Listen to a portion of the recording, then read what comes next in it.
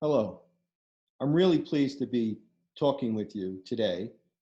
Uh, these are challenging times for all of us, and I want to assure you that you are very much in my prayer and in the prayer of the entire Loughlin community. You matter. You count. You're part of this family. You're all part of this family, and it's a large family. And I'd like to begin with prayer, but I think it could be really quite simple. And De La Salle has one of the simplest approaches. And what he does periodically throughout the day is this. He simply says, let us remember that we are in the holy presence of God.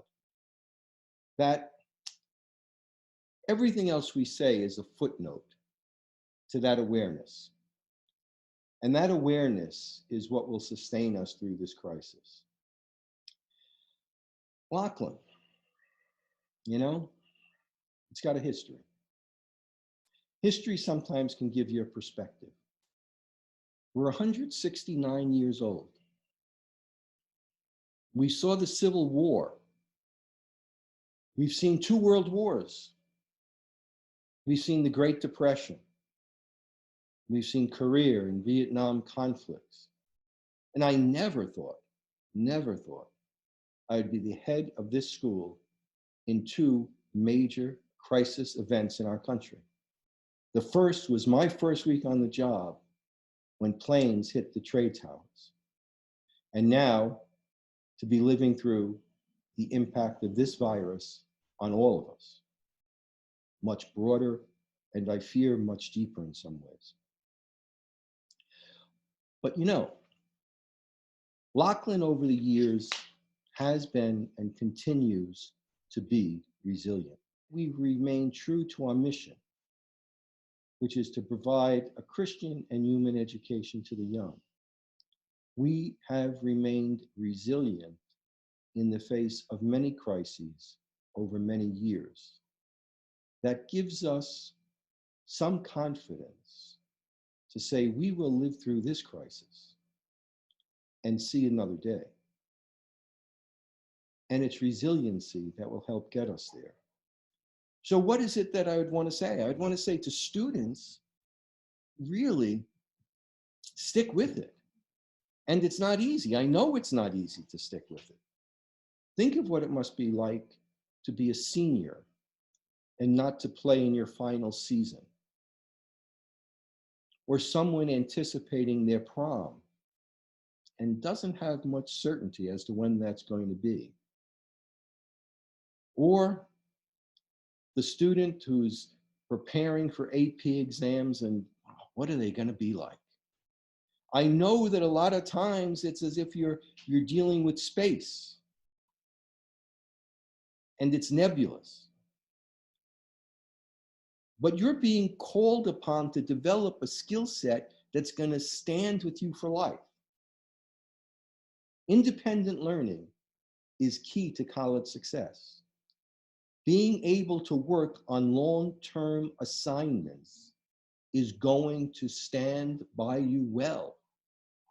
So, as challenging as it is, take this opportunity as a growth moment for what it will do for you as a person and as a learner.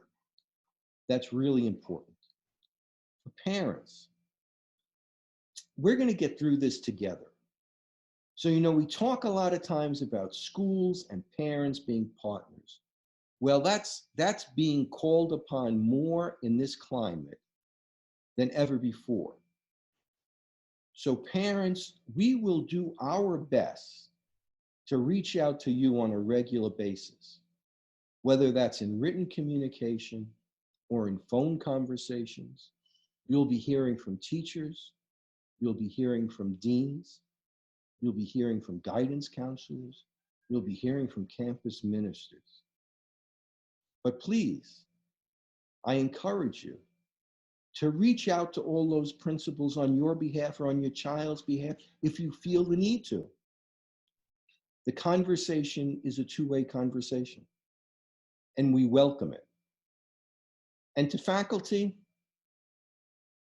you've proven your mettle, your willingness to embrace the challenge of a different learning environment is testimony to your commitment to our students and their families. And then to our alums, your commitment has always been to our future.